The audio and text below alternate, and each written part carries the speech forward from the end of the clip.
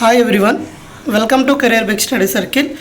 APSC group 1 results అయితే ఈరోజు రావడం జరిగింది. మనకి అఫీషియల్ వెబ్సైట్లో ఈరోజు పెట్టడం జరిగింది. మనకి రిజల్ట్స్ అనేవి అర్ధరాత్రిన విడుదల చేయడం జరిగింది.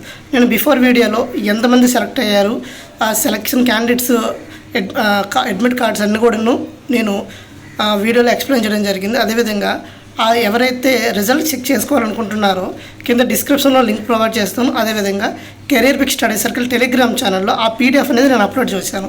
సో అక్కడ నుండి మీరు డైరెక్ట్గా మీ రిజల్ట్స్ని చెక్ చేసుకోవచ్చు.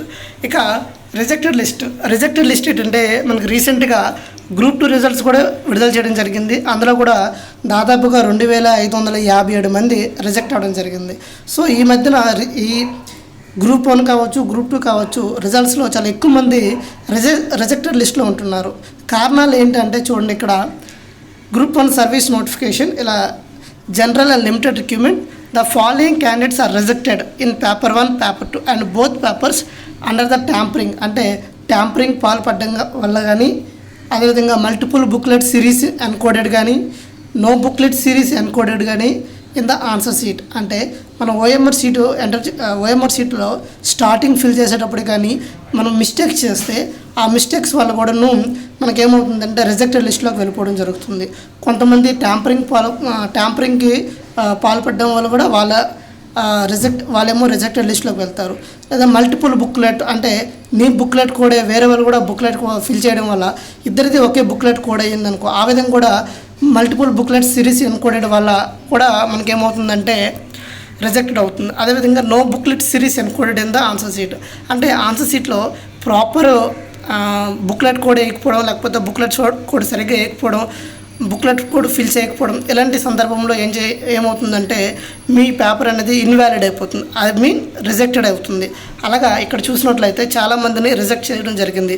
అదేవిధంగా గ్రూప్ 1, గ్రూప్ 2 కూడా చాలామంది కూడా ఎక్కువ మంది కూడా రిజెక్ట్ అయ్యారు. ఇక్కడ గ్రూప్ 1లో చూసినట్లయితే చూడండి, ఇలా 120100831 ఇలాగా చాలా ఎక్కువ మంది, దాదాపుగా 557 మంది రిజెక్ట్ అవ్వడం జరిగింది. ఇక్కడ మీరు క్లియర్గా చూడొచ్చు. ఈ లిస్ట్ అనేది నేను మన ఛానల్లో